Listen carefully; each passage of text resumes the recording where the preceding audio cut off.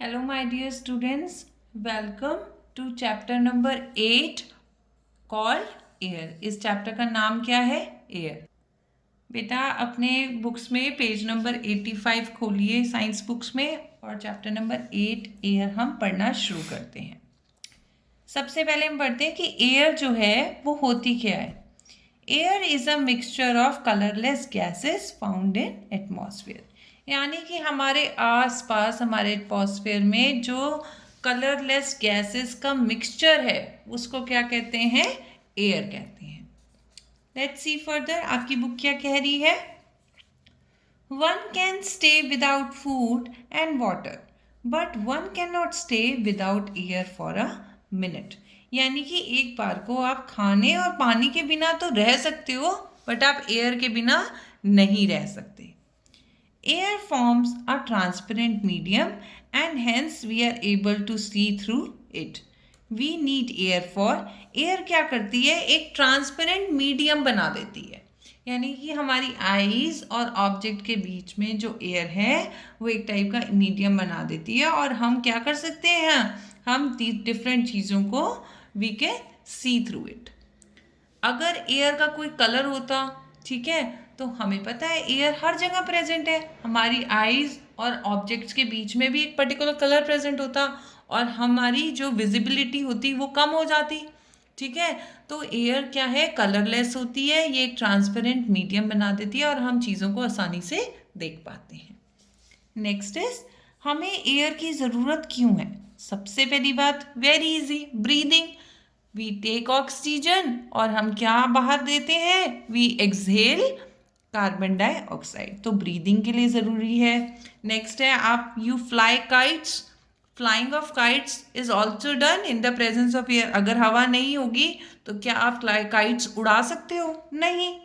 Next is air transport, यानी कि aeroplanes हैं, ठीक है, पैराशूट्स हैं, ठीक है, एयर ग्लाइडिंग आप करते हो, ये वाली सारी चीज़ें क्यों है? Because there is air. Next is photosynthesis, very important. Photosynthesis के लिए जितने ज़रूरी प्लांट्स हैं उतने ही ज़रूरी क्या है? एयर है। अगर एयर ही नहीं होगी तो प्लांट्स को कार्बन डाइऑक्साइड की अवेलेबिलिटी होगी? नो। और अगर कार्बन डाइऑक्साइड नहीं मिलेगी तो फोटोसिंथेसिस की जो प्रोसेस है वही रुक जाएगा। So we need air for photosynthesis also. Next is filling balloons, very fun loving thing.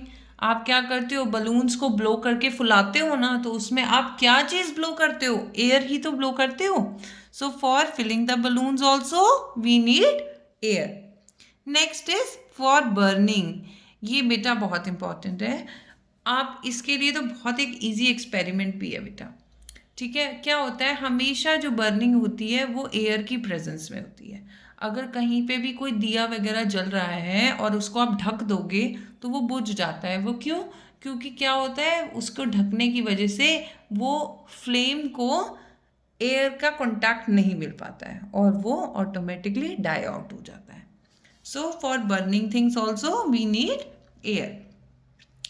अब हमने एक और वर्ड पढ़ा था यहाँ पे, एटमॉस्फेयर। देखते हैं एटमॉस्फेयर क्या होता है। The blanket of air that surrounds the earth is called atmosphere, यानी कि हमारी पूरे अर्थ, हमारे ग्लोब के आसपास एक एयर का ब्लैंकेट है और इसको क्या कहते हैं? इस इनविजिबल ब्लैंकेट को, इसको एटमॉस्फेयर कहते हैं। नाउ लेट्स सी कि एटमॉस्फेयर के बारे में हमें और क्या क्या चीज़ें पता लगती हैं। Atmosphere is a mixture of gases in several layers, बहुत सारी लेयर्स में गैसेस का मिक्सचर प्रेजेंट है और ये सारी लेयर्स ऑफ गैसेस मिला के क्या बना रही हैं? Atmosphere. Next is these layers are dense near the earth surface, जैसे जैसे ये अर्थ के सरफेस के पास आती रहती हैं ये डेंस होती जाती हैं, घनी होती जाती हैं। The envelope of air becomes thinner as one moves above the earth surface, जैसे जैसे हम अर्थ के सरफेस से दूर जाते रहते हैं ये एनवेलप ऑफ एयर क्या होता है? बिखरता जाता है और पतला होता जाता है। Hence Mountaineers have to carry oxygen cylinders with them at higher altitudes. इसी वजह से क्या होता है, जो लोग माउंटेन्स पे चढ़ते हैं वो क्या करते हैं, अपनी पीठ पे गैस सिलेंडर होते हैं जिसमें ऑक्सीजन फिल होती है, वो लेके जाते हैं. क्यों? क्योंकि देखो, जितना आप ज़मीन के पास रहोगे वहाँ पे उतनी ही ज़्यादा डेंस एयर है, तो उतनी ही ज़्यादा ऑक्सीजन अवेलेबल होगी. जैसे जैसे आप माउंटेन के ऊपर बढ़ते गए तो क्या हुआ कि माउंटेन की हाइट के साथ साथ एयर की डेंसिटी भी कम होती गई. जहाँ पे एयर की डेंसिटी, घनापन ही कम है, तो वहाँ पे ऑक्सीजन की क्वांटिटी भी कम हो जाएगी. इस वजह से यहाँ पे ब्रीदिंग प्रॉब्लम ना आए, तो माउंटेनियर्स, जो माउंटेन पे चढ़ने वाले लोग हैं, वो अपने साथ ऑक्सीजन सिलेंडर्स कैरी करते हैं. Next is layers of atmosphere. देखो बेटा, अब यहाँ पे डिफरेंट लेयर्स ऑफ एटमॉस्फेयर दी हुई हैं. ज़रा हम इनके एक बार नेम पढ़ लेते हैं. ये अर्थ का सरफेस है. जो सबसे पहली लेयर, द डेंसर लेयर, को क्या कहते हैं? ट्रोपोस्फेयर. ट्रोपोस्फेयर. नेक्स्ट लेयर, वो लेयर जिसको आप अपनी अर्थ पे बैठ के दूर से देख सकते हो, ठीक है, जहाँ पे एयरप्लेन्स वगैरह आपको दिखते हैं ना, कि ऊपर दूर दूर छोटा सा एक एरोप्लेन उड़ के जा रहा है. वो एरोप्लेन जिस लेयर ऑफ एटमॉस्फेयर में उड़ते हैं उसको क्या कहते हैं? स्ट्रेटोस्फेयर. इससे नेक्स्ट लेयर है मीजोस्फेयर. मीजोस्फेयर लेयर में क्या होता है, ज़्यादातर जिनको आप हिंदी में कहते हो उल्का पिंड, या फिर आप कह सकते हो मेट्रोइड्स, ये सारी चीज़ें कहाँ होती हैं? मीजोस्फेयर में होती हैं. Next is thermosphere. जितने भी आपके क्लाउड्स बनते हैं, ये सब चीज़ें बनती हैं, ये क्या है? थर्मोस्फेयर. नेक्स्ट इज एक्सोस्फेयर, यानी कि एक ऐसा स्पेस जहाँ पे आपकी सैटेलाइट्स जाके रेस्ट करती हैं, अर्थ का चक्कर लगाती हैं.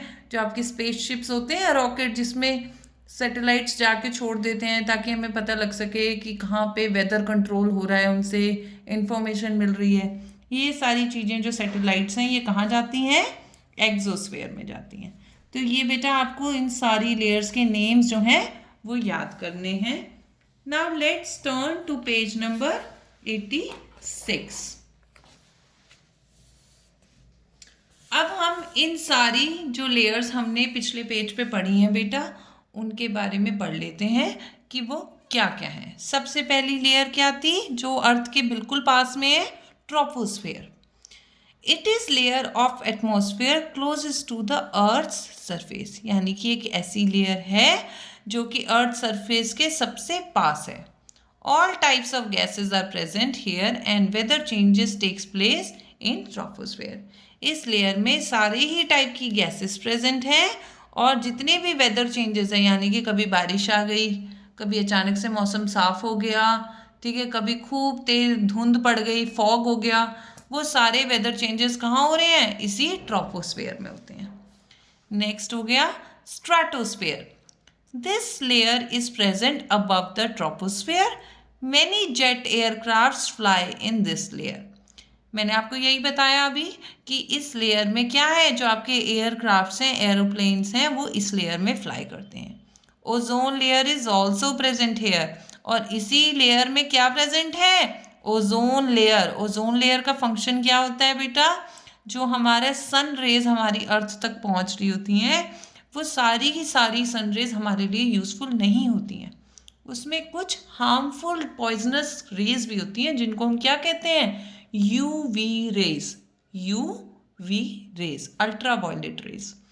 अगर ये रेज हमारी अर्थ सरफेस तक पहुंच गई तो ये क्या करेगी? जितने भी एनिमल्स हैं, जितने भी इंसान हैं, उनको ये ऐसे हार्म करेंगी कि ये स्किन कैंसर कॉज करती हैं, ठीक है. और जितने भी प्लांट्स हैं उनकी भी फंक्शनिंग को ये अफेक्ट करेंगी, और वो सारे ही प्लांट्स मर जाएंगे.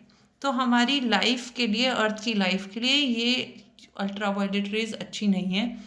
इन अल्ट्रावायलेट्स को अर्थ सरफेस तक पहुंचने से कौन सी लेयर रोकती है? वो लेयर होती है ओजोन लेयर. और ये ओजोन लेयर कहाँ प्रेजेंट है? स्ट्रेटोस्फेयर में. सी थर्ड लेयर कौन सी है? Mesosphere. This is the third layer. Meteoroids burn out in this layer and therefore do not reach the surface of earth. यही मैंने आपको बताया, जितने भी उल्का पिंड होते हैं, मेट्रॉइड्स होते हैं, ठीक है, ये क्या करते हैं, वो इस लेयर में आके बर्न हो जाते हैं, ठीक है, बर्निंग होने लग जाती है और क्या होते हैं, वो अर्थ तक नहीं पहुंच पाते हैं, क्योंकि अगर वो अर्थ तक पहुंच गए तो क्या होगा, वो अर्थ को बहुत तेजी से हिट करेंगे और वहाँ पे प्रेजेंट लाइफ को भी हार्म करेंगे। तो वो ऐसा ना कर सके उसके लिए वो क्या होते हैं, मीजोस्फेयर में ही बर्न आउट हो जाते हैं और अर्थ सरफेस तक नहीं पहुंच पाते। Next is thermosphere. Fourth layer का नाम क्या है, thermosphere. Space shuttles move about in this layers. जितने भी स्पेस शटल्स हैं वो कहाँ मूव अबाउट होते हैं, वो इसी लेयर में मूव अबाउट होते हैं। Next is exosphere. It is the outermost layer containing very little air. ये सबसे दूर वाली लेयर कौन सी है, एक्सोस्फेयर। सबसे पास वाली लेयर कौन सी थी, ट्रोपोस्फेयर, ठीक है। तो ये आपको ध्यान रखना है, जो अर्थ सरफेस से सबसे पास है लेयर उसका नाम है ट्रोपोस्फेयर और जो सबसे दूर है वो कौन सी है, एक्सोस्फेयर। अब बेटा देखो यहाँ पे ग्रीन बॉक्स दिया हुआ है, इसमें हम पढ़ लेते हैं क्या दिया हुआ है। Ozone layer is present in stratosphere. It prevents the harmful ultraviolet radiations of sun from reaching the earth surface by absorbing them. As a result we are saved from skin cancer. यही मैंने अभी आपको बताया था कि stratosphere में एक ozone layer present है जो कि सन के थ्रू जो हमारे पास हार्मफुल यूवी रेज आ रही हैं वो नहीं पहुंचने देता और हमारे को स्किन कैंसर से भी बचा लेता है. Next thing is composition of air. Composition का मतलब क्या होती है, जो हमारी ये एयर है ये किन किन चीज़ों से बनी हुई है. अब हमने पहले ही पढ़ा है कि जो एयर है it is the mixture of different type of gases. अब कॉम्पोजिशन में हम ये पढ़ेंगे कि ये जो डिफरेंट गैसेस हैं ये कौन कौन सी हैं और ये कितनी कितनी क्वांटिटी में, कितनी कितनी मात्रा में प्रेजेंट है. तो अगर आप ये रेड वाला सर्कल, रेड पार्ट देखो इस सर्कल का, तो ये क्या है, ये बता रहा है कि ये रेड कौन सी गैस है, नाइट्रोजन गैस है. और ये कितनी है, it is the most abundant gas off the air, यानी कि ये हमारी एयर में सबसे ज़्यादा क्वांटिटी में प्रेजेंट है और ये क्वांटिटी कितनी है, 78%. अब ज़रा यहाँ पढ़ लेते हैं क्या कह रहा है. Nitrogen used by leguminous plants and controls the process of burning and oxidation of food. ये जो नाइट्रोजन गैस है बेटा, हमारे जितने भी इम्पॉर्टेंट बॉडी के कॉन्स्टिट्यूएंट्स हैं ना, उसमें सब में ही नाइट्रोजन एक बहुत इम्पॉर्टेंट पार्ट है. और यही नाइट्रोजन जो होती है, लेग्यूमिनस प्लांट्स कौन से होते हैं, लेग्यूम्स कहते हैं स्पेशली दालों को, पल्सेस को, ठीक है, क्योंकि उनके ना रूट्स में कुछ ऐसे बैक्टीरिया प्रेजेंट होते हैं जो कि एटमॉस्फेयर में से इस नाइट्रोजन को एब्जॉर्ब करते हैं और प्लांट्स के लिए एक न्यूट्रिएंट में कन्वर्ट कर देते हैं, ठीक है. तो लेग्यूमिनस प्लांट्स जो है इस नाइट्रोजन को यूज़ करते हैं. नेक्स्ट चीज़ क्या है, पर्पल कलर का ये देखो पार्ट दिख रहा है, ये क्या है, ये कौन सी गैस को रिप्रेजेंट कर रहा है यहाँ पे, ऑक्सीजन. Very important. सबसे पहली बात तो ये हमारी लाइफ को हर तरीके से सपोर्ट करती है ब्रीदिंग में, और दूसरी बात क्या है, it helps also helps in burning. So oxygen is needed for burning and breathing. Next is देखो ये येलो पार्ट शो कर रहा है, ठीक है, ऑरेंज येलो पार्ट क्या शो कर रहा है, अदर गैसेस. यानी कि ये जो 19% है ये येलो पार्ट मिक्सचर है कौन सी गैसेस का, carbon dioxide, water vapours, inert gases, methane and hydrogen. तो हम ये कह सकते हैं कि मोस्ट अबंडेंट गैस सबसे ज़्यादा क्वांटिटी में कौन है, नाइट्रोजन. सेकंड सबसे ज़्यादा क्वांटिटी में कौन सी है, ऑक्सीजन. और बाकी ये सारी जो गैसेस है 19% में क्या है, कार्बन डाइऑक्साइड भी प्रेजेंट है, वाटर वेपर भी प्रेजेंट है, जितनी भी आपकी इनर्ट गैसेस यानी कि नॉन रिएक्टिव गैसेस प्रेजेंट है, और जितने भी आपका मीथेन और हाइड्रोजन भी प्रेजेंट है. तो ये आपको बता रही है कि आपकी एयर कौन कौन सी डिफरेंट टाइप की गैसेस से बनी होती है. ये बेटा आपने दोबारा से रिप्ले करके भी पढ़ना पड़े तो पढ़िएगा, इम्पॉर्टेंट पार्ट है। ये आपके गैसेस के नेम और इनकी परसेंटेज आपको याद होनी चाहिए। नेक्स्ट हम आ जाते हैं इसी पेज पे, एक एक्टिविटी दी हुई है। देखते हैं ये एक्टिविटी क्या कह रही है और ये हम क्यों कर रहे हैं। To show that air is needed for burning, do this with the help of an elder. ये एक बहुत अच्छी एक्टिविटी है जो मैंने आपको शुरुआत में ही बताया था कि एयर हमारी हेल्प कैसे करती है बर्निंग में, लेकिन ये आपने खुद से नहीं करनी। आप अपने मम्मी या पापा या कोई बड़ा ऐसा हो जो आपके साथ हो, उससे आप कहिएगा ये आपको एक्टिविटी वो आपके साथ करेगा, वो करके दिखाएगा। बिकॉज अगर आप खुद से इसको टच करेंगे तो you can hurt yourself. सबसे पहले क्या करना है, fix 2 candles on a table and light them. आप एक टेबल पे क्या करेंगे या फिर एक ज़मीन पे क्या करोगे, 2 कैंडल्स रख लोगे और उनको जला लोगे। Cover 1 candle with a glass jar. अब दोनों में से एक कैंडल के ऊपर उल्टा करके ना क्या रख देना, ग्लास वाला कोई जार या कोई ग्लास कुछ ऐसा चीज़ रख देना जिससे ये कवर हो जाए। You will observe that the candle in the jar stops burning after some time, where the candle kept outside continues to burn. आप क्या देखोगे कि जो इस ग्लास जार के अंदर वाली कैंडल है ये थोड़ी देर बाद अपने आप बुझ जाएगी और बाहर वाली कैंडल जलती रहेगी। ऐसा क्यों, इससे क्या पता लगता है थोड़ी देर बाद ये बुझ क्यों की, क्योंकि जब तक तो इस ग्लास जार के अंदर वाली एयर प्रेजेंट थी वो जलती रही। जैसे ही ये वाली अंदर वाली एयर यूटिलाइज हो गई तो बाहर से एयर की सप्लाई बंद हो गई तो ये ऑटोमेटिकली बुझ गई। इससे क्या पता लगता है, this proves that air is needed for burning.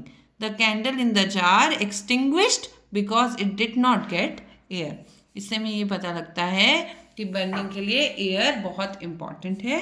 और जैसे ही ग्लास जार वाली कैंडल को एयर की सप्लाई बंद हुई वो ऑटोमेटिकली बुझ गई। बेटा नाउ आपने यहाँ तक अच्छी तरह अपनी बुक को रीड करना है, इस वीडियो को रिपीटिशन में देखना है।